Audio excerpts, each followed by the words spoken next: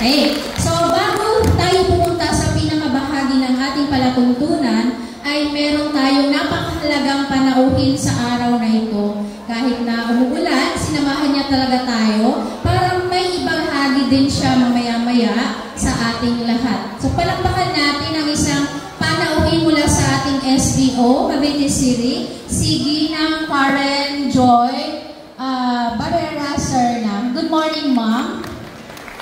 At syempre, andito rin ang ating admin, si Ma'am Abigail sa banda. Okay, so tuloy-tuloy na natin, no? So, para sa pagbubukas ng ating palatuntunan, ay nandito ang ating punong guro para sa pambungad na pananalita at pagkatapos niyan, ay ibibigay niya rin ang State of the School Address. Palakpakan natin ang ating butihing punong guro, Ginoong Nero H. de la Cruz.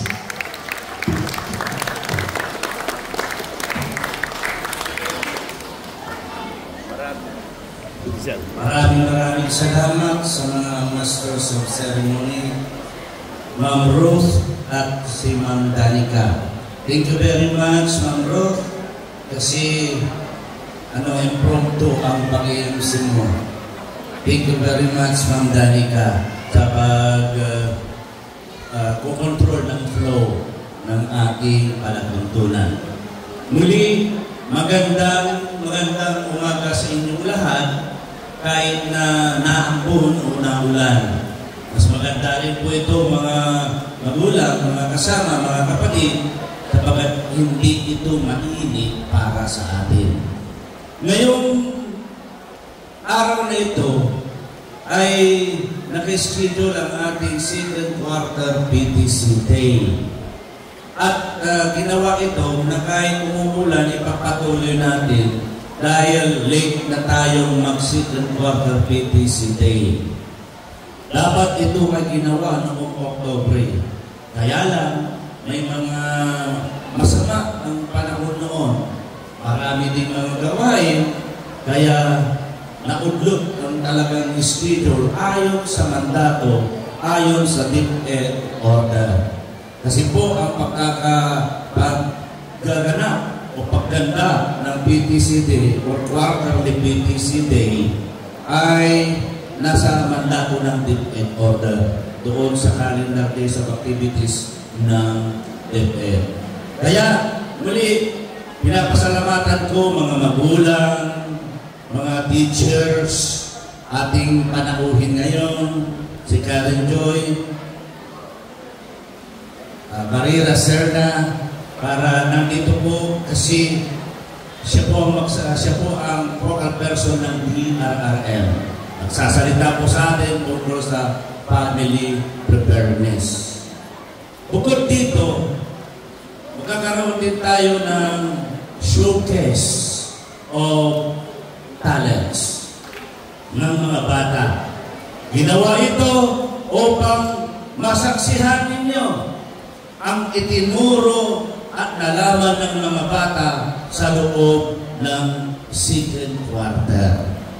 Kaya nga, pati mga teachers ay magpapakita din ng kanilang talent. Nauna na yung mga kinder. Palakpakan natin ang kinder sa pagpapakita nila ng talento. Sa susunod, ang mga grade 1, papakita nila yung talent. Grade 1 teachers, papakita nila ang talento nila sa pagkakanta ng pambansang awit. At sa ngayon, pinapasalamatan ko rin ang mga magulang na nandito. Sapagkat kahit na ulan, ay nandito kayo. Mahal ang oras. Alam namin na marami kayong gawain sa bahay. Ngunit isinakripisyo ninyo iyan na ibinigay dito sa paaralan. Ibinigay ninyo sa inyong mga anak.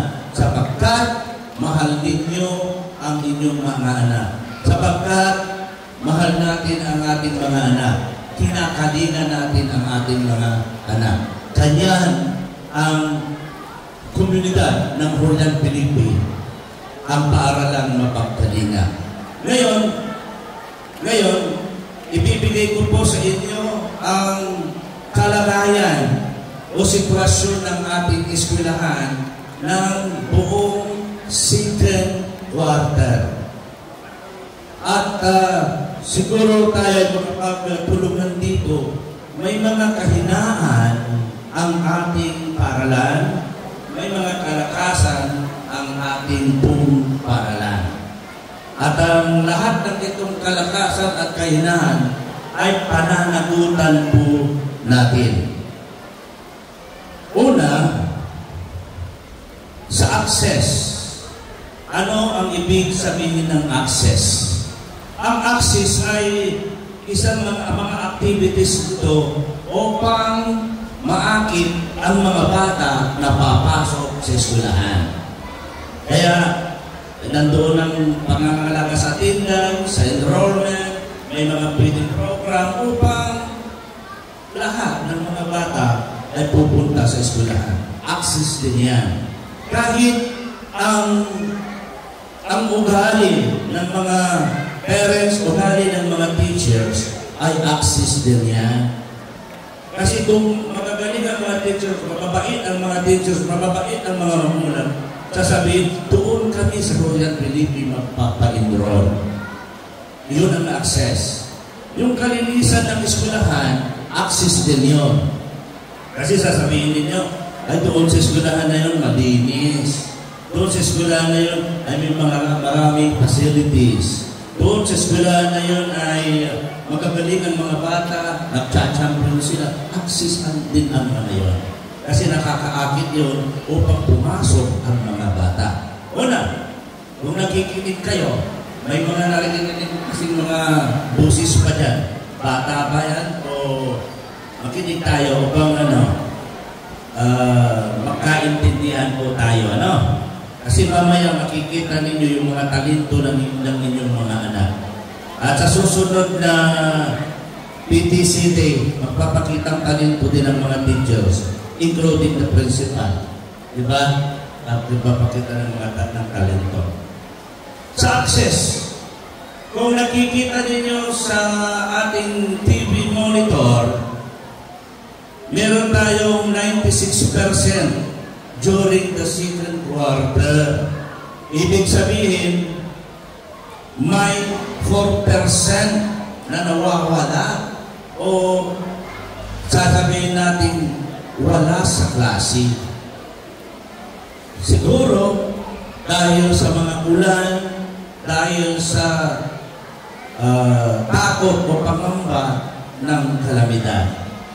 Pero sinasabi ko po sa inyo, mga kasama, mga magmamahal kong mga magulang, kapag may suspension of classes, meron tayong flexible learning o kaya tinatawag nilang alternative delivery mode na kung saan ang mga bata ay pinapadalahan ng mga learning activities or activity sheets.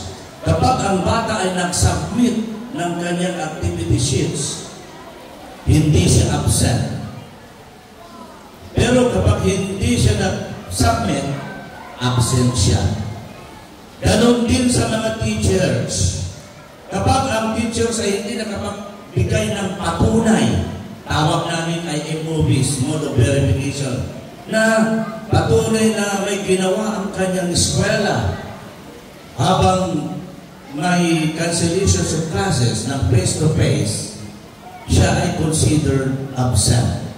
Kaya walang makaka-absent sana kahit na calamity dahil pinapadalhan. Kung hindi man mapadalhan ang mga bata, yung kanilang missed lesson, yung nakaligtaan na lesson dahil nadaanan ng kalamidad, ay isinasali yun o ini-integrate sa bagong lessons. Ngayon meron pa tayong 4% na absences ng mga bata. Kaya, mga magulang, samahan nyo kami, tulungan nyo kami dito upang maging 100% ang attendance ng ating bata para sa third quarter. Third quarter na po tayo. Next, alam nyo ba, ang teachers teaching din ang attendance at mahirap para sa mga teachers dahil through panty clock. Ang bandiklak, ilalagay mo lang yung card, hindi ka na dyan nakakadaya. Kasi kung late ka kahit 1 minutos, lalagyan ka ng 1 minutos. Ganyan ang pag-check ng attendance ng mga teachers. Kaya kung napapansin ninyo, kung minsan nagmamadali sila pupunta sa opisina kasi sabi nila, baka mahalin ako, ma-undertime ako. Bakit? Every end of the month, nagbibigay ako ng school memorandum kung sino ang hindi nakapag-suksok ng kanyang attendance, kung ilan ang kanyang late, ilang minutos, ilang oras na naipon, nilalagay natin yan sa school memorandum. At iyan ay ang basihan din. Basihan din yan kapag 3 bisis o 4 na bisis na marami na siyang late, ay pwedeng i-hain na sa mataas na opisina. Alright? So, attendance. Magtulungan tayo sa attendance. Next, sa quality naman. Sa kwalidad ng edukasyon. Kalidad. Sa kalidad ng edukasyon, patuloy tayong nangangarap na magkaroon ng mataas na kalidad ng edukasyon. Sapagkat ito ang sinusukat ang kalidad ng edukasyon sa pamamagitan ng National Achievement Test para sa grade 6. At para sa grade 3 and grade 4 naman, sinusukat ang kalidad ng edukasyon sa Early Learning Literacy and Numeracy Assessment o yung tinatawag nilang ELNA. Ngunit, ng mga nakaraang taon, ang ating National Achievement Test, ang standard ay 75. Ngunit, ang ating overall lang ay lined of 4. Pero ninyo, that was 2023-2024. Ilalabas na ngayon ang resulta ng 2024-2025. Nandiyan na sa division natin, hindi ko pa natatanggap. At sa susunod na siguro Marso, magkakaroon ng National Achievement Test para sa mga grade 6 for the school year 2025-2026. Last week, sa mga grade 4, nagkaroon ng ELNA administration. Ang malungkot dyan, sa lahat ng, ilan ba yung 285 na grade 4, 13 po ang hindi umatin sa national test na yon. O tignan ninyo, may kahit na national test, may nag-a-absent pa. Hindi natin alam. Sabi nila, nagkasakit. Okay, nagkasakit. Hindi naman pinili o ginusto na magkasakit. Kaya, mga magulang, huwag kayong magtaka. Ang eskwelahan ay nagpapatupad ng mga gawain, ng mga proyekto upang mapataas natin ang National Achievement Test natin at ang ILNA natin. Kaya meron tayong nakikita nyo, medyo maliit ata ang pagkasulat. Unang program na ginagawa ng eskwelahan upang mapataas ang kalidad ng edukasyon sa Ordan Pinipi Elementary School ay meron tayong aral. Ang aral ay tinatawag na Academic Recovery and Accessible Learning Program. National Reading Program po ito. Lahat ng eskwelahan sa buong Pilipinas nagpapatupad ng aral. Ito yung tutor type or tutor light. May tutor, may tuti. Kaya hindi nyo na kailangan magpa-tutor sa iba kung maganda ang pagsasagana o pagpapatupad ng aral program sa ating eskwelahan. Kung napili ang inyong mga anak na beneficiary or beneficiaries ng aral ay malugod tayo sapagkat tinututukan namin ang inyong mga anak. Aral program ito po. Galing ito sa DepEd. Ngayon, sa grade 2, pinipili lamang ito yung mga medyo mahina sa pagbabasa. O mga teachers, may mga maingay dyan. Tingnan nyo nga. Pakitingin nyo mga baka eskwela ninyo yan ng maingay. Sa grade 2, 25 na mga bata ang napili na itututor ng mga piling tutor o piling tutor, hindi tutor, mga piling mga teachers. Sa grade 3, merong siyang na mga mag-aaral ang tinututor. Sa grade 4, 16. Bakit? Mas magaling ba ang grade 2? Siyam lang. Ang ibig sabihin dito, kung marami yung mahina. Ito talagang bulgaran direksaan ng pananalita. Sa grade 4, 16. Pero inyo, 16. Sa grade 4, 16 pa ang mahina. Sa literacy and numeracy. Ito ang tututukan. Hindi lamang tututukan ng mga teachers, pero tututukan din ng kanilang mga magulang. Kailangan namin ang inyong yung assistance and yung tulong. Sapagkat ang pagtuturo sa bata ay hindi lang dito po sa eskwelahan. Grade 5, 15 po ang mga sinututor dahil hulip sila sa pagbabasa at sa literacy. Pero ang mga mahirap, mga kasama, pag sa pera alam bilangin. Pag sa pera alam bilangin. Pero doon sa mga lessons, dito nahuhuli. Siguro, kung grade 4 siya, alam niya yung pang grade 2, pang grade 3. Hindi siya sumasabay doon sa kanyang grade level. Sa grade 5, 15. Sa grade 6, 14. Ito ang crucial. Crucial itong grade 6. Mag-graduate na. Pero nasa hulihan pa. Nahuli pa siya sa numeracy and literacy. Sabi natin, no read, no move policy. Pag hindi makabasa, hindi ipapasa. Alright? So, isa yan sa aral. Aral.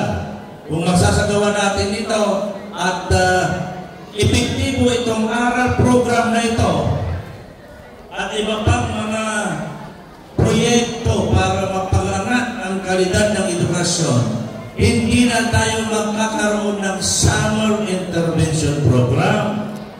Sapagkat kung sa susunod ay meron pa tayong summer intervention program, ano ang ibig sabihin ng aral?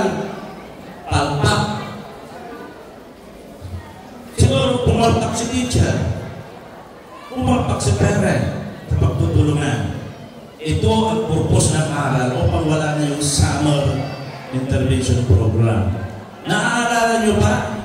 Noong bakasyon, may mga bata na tinuruan dito. Biyahe, ano ba yung isa? Biyahe program, dalawang program ang ginawa natin noong summer. At sana sa pagpapatupad ng aral, wala na tayong i-re-remedye o re-remedyohan sa summer. Next program, Look to Live. Ano itong Look to Live? Ang Look to Live approach ng edukasyon ay ito yung sinasamahan ng advisor ang mga bata sa pag-aral. Halimbawa, grade 2. Susunod kapag grade 3, sila pa rin. Si teacher pa rin ang kanilang grade 3 teacher. Hanggang grade 3 yan, grade 3 lang yun. Grade 1, susundan sa grade 2, susundan sa grade 3. Dalawa po ngayon ang look to lip classes natin. Sina Ma'am Marisa Mendoza at Ma'am Irene Ko. Kaya meron silang, si Ma'am Irene Ko may 16 na bata. Si Ma'am Marisa may 15 bata na nasa look to lip classes. Pagkatapos ng school year na ito, mag-grade 3 sila. Yung dalawang teacher pa rin ang kanilang advisor. Titignan natin kung gaano ka-epektibo o mabisa ang approach na ito.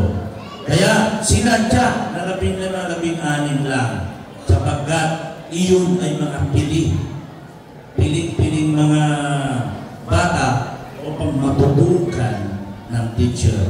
At wala nang aakyat sa grade 3, grade 4, grade 5 na mahina sa numeracy and literacy. Kasi nakita ninyo kanina, nasa grade 5, grade 6 meron pa. Kaya dapat sa grade 5, grade 6 wala na yan, nakakapasa lahat. Marunong na rin magkwenta. Diba? Pero sabi ko sa inyo, kapag baon, magaling kumwenta. Diba? O yan. Ito sina Ma'am Marisa Mendoza, 15, Ma'am Irene Ko, 16, kaya 31 grade 2 pupils ang napili para sa look to lip. Nakakalawa na tayo, aral, pangalawa, look to lip. Sige nga, kung talagang meron pang magiging mahina dyan. Next, teaching at the right level. Mathematics naman ito. Yung kung kaya naririnig nyo yung Carla or teaching at the right level. Tayo po ang isa sa mga nag-pilot dito. Ang teaching of the right level ay galing sa Africa. Ang pamamaraan ng pagtuturong ito ay galing sa Africa. At inadapt natin dito. At may mga eskwelahan na sumunod na dito sa Cavite City. Pero tayo, last year pa, ginawa na natin itong teaching at the right level. Sa grade 2, 25 ang tinutukan ng mga teachers ng teaching at the right level. Sa grade 3, siyam. Sa grade 4, o tignan nyo nga, bakit pataas ang pataas? 25, 9, 16, 15, yung grade 6, 14. Hindi nyo ba napansin na yung mga bata, yung bilang ng bata doon sa aral ay bilang ng bata din doon sa teaching at the right level. Yung aral ay para sa reading, itong teaching at the right level para sa numeracy. Talagang tinutukan sila upang pag-akyat nila sa mataas na grade level ay wala na, makakasabay na sila. Alright, so tatlo. Aral, look to lip, saka teaching at the right level. Meron din kung tinuturuan ang mga bata para sa kanilang lessons, may aral, may look to lip, may Carla. Ang mga teachers ay patuloy na nag-aaral. Patuloy po kaming hinahasa namin ang aming mga skills sa pagtuturo. Kaya, meron kaming catch up season on the revised K-12 curriculum base 2. Ginanap na namin yan for grade 2, grade 3, and 5 teachers. Nag-aaral kami noong August 7 and 8, 2025. Ang nanguna dito ay si Ma'am Alice C. Mihurada. Palagpakan natin si Ma'am Alice. Tinuruan niya ang kanyang kapwa-guro upang maging mabisa sa kapwa-guro at upang makatupad sa revised into 12. Meron din nag-aral din ng mga teachers tungkol sa teaching world problem solving using visual presentation and guided questioning para sa grade 1 teachers. September 12 yan ginanap upang mas mabisa ang aming pagtuturo sa mathematics. Iyon ang pinangunahan ni Ma'am Criselda P. Amarinto. Palakpakan natin si Ma'am Criselda. Tumayo-kayo Ma'am Criselda. Master teacher. And then, meron pang season on enhancing reading comprehension through the question-answer relationship upang mapadali ang kanilang comprehension o kaya yung pag-analyze. Pagkaintindi. Ginanap yan noong October 6 to 9. Palakpakan natin si Ma'am Annie Ann L. Gatdula, Master Teacher 2. Tinuruan niya yung mga kasama niya. At kamakailan lang, si Ma'am Irene Ko, tinuruan niya mga grade 2 teachers tungkol sa developing vocabulary skills through context clues for these stage 1 teachers. Palakpakan natin si Ma'am Irene. Patuloy din kami na nag-aaral upang maiangat ang kalidad ng edukasyon dito sa Dagong Julian Felipe Elementary School. Alright, ito yung sinasabi ko mga magulang. Yung implementation ng flexible learning to offset class day suspension. Meron tayong MTL online o kaya integration of missed competencies to the present lessons. Governance. Yung pamamahala. Nandito na tayo sa pamamahala. May access, may quality, may governance sa pamamahala. Of course, nagkakandak tayo ng first quarterly program implementation review plan adjustment September 30, 2025. Ano ito? Lahat ng mga projects ng school ay ina-assess, ini-evaluate. At ito ay minomonitor ng Division Office. Ito ay tinatawag nilang SQPERPA. Next, meron tayong regular conduct of SPFP or School Fees Feeding Program. Hindi naman lingid sa inyo na maraming mga bata ang pinapakain ng eskwelahan kasi may pundo ang gobyerno at may pundo rin galing sa private stakeholders natin. Lalong-lalo na ang Earth Angels of USA and the Philippines. Palakpakan natin ang Earth Angels of USA and the Philippines kasi buwan-buwan silang nagpapadala bukod doon sa pinapakain ng gobyerno para sa mga bata. And then may quarterly conduct of PTC and CARDIC. Ito yung ginagawa natin ngayon. Kabilang sa pamamahala po ito. And then, participation in the 2025 Division Athletic Meet. Natapos na ang Division Athletic Meet. Salamat po sa inyong mga suporta, mga magulang, lalong-lalo na doon sa mga atleta ng Julian Felipe Elementary School. At ang Julian Felipe Elementary School ay second overall among the elementary schools. Palakpakan.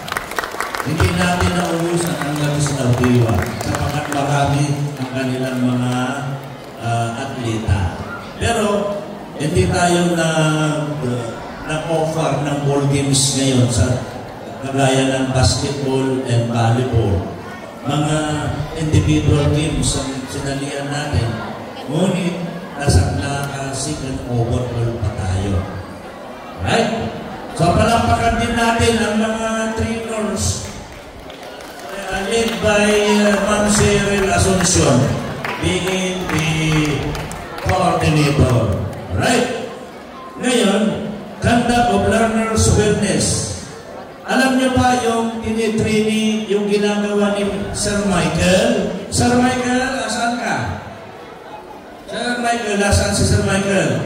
Congratulations, Sir Michael. Yung ginawa mo sa PE ay number 4 tayo sa buong Cavite City.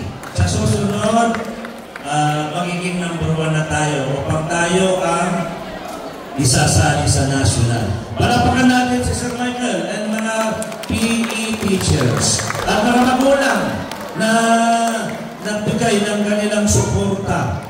Alam ko 50 mga bata yon na pinili ninyo upang makisali sa Learner's Wellness. Next, mga kasama, nakikita nyo man yan o hindi, sa second quarter, ang donasyon mula sa mga stakeholders. Mula sa stakeholders lang ito, ang donasyon para sa mga projects ay nagkaroon tayo ng 221,085 pesos. Ang laki ng mga na-donate ng mga stakeholders. Makikita niyo yan, lalong-lalo na doon sa library, sapagkat doon iginastos ang 221,000 plus. Magkakaroon tayo ng functional library. Sa ngayon, ang library natin ay hindi pa nagagamit sapagkat hindi pa naaayos ang mga libro doon. Ngunit, nandoon na yung mga bagong open shelves na gawa sa bakal. Idinunit ng ano ba yun? Asan si Ma'am Shara? Wayet pala. Wayet, yung nagagawa ng gatas sa Laguna, sila po ang isa sa mga nagbigay iyon. Palapakan natin ng Wayet Company. Kahit na sana makarating sa kanila ang ating pasasalamat. And then, sa susunod, meron tayong nakakandak tayo ng quarterly inset. Ano itong inset? National Simultaneous Earthquake Drill. Quarterly ito upang masanay tayo at mailigtas natin ang ating pamilya at ating mga sarili kung may mga kalamidad. And then, magkakaroon din tayo ng family preparedness ngayon. Si Ma'am Karen ang magsasalita dito, tuturuan tayo upang maihanda natin ang ating pamilya kung sakaling may lindol o sakaling may baha. And then sa equity na yun, pagkakapantay-pantay, meron tayong 23 learners under inclusion. Ang ibig sabihin nito, may mga learners na naka-include sa regular. Kung minsan yung mga sped learners na magaling na, normal na, ilalagay dito sa inclusion na. Tawag doon ay inclusion. And then, may 20 sped learners na nabigyan ng eyeglasses. At nabigyan din ang sped ng artificial grass para sa kanilang body cord. Kaya kung makikita ninyo, bago na ngayong artificial grass ng body cord ng sped. Oh, wala na. At muli, yun ang kasalukuyang estado, kasalukuyang kalagayan ng ating eskwelahan sa second quarter ng school year 24-25. At sana po, magtulungan tayo upang mapaangat ang kalidad ng edukasyon dito sa Royal Philippine Elementary School. Muli, magandang umaga sa inyong lahat.